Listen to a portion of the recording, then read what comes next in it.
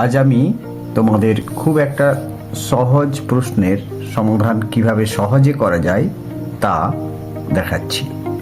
ধরো দুটি সংখ্যা, একটি এ আর একটি বি, এদের যোগফল মনে করো এ প্লাস বি সমান 45 দেওয়া আছে, আর এদের বিয়োগফল এ বিয়োগ বি সমান 15 দেওয়া আছে।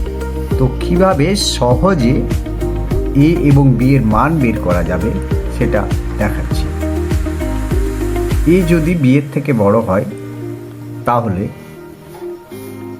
এবার আমি দেখাচ্ছি। দেখো, বড় সংখ্যা বার করতে গেলে ওই যোগফল আর বিয়োগফল এ দুটো যোগ করে তাকে 2 দিয়ে ভাগ করতে হবে। এখানে বড় সংখ্যা আসে 30। ছোট সংখ্যা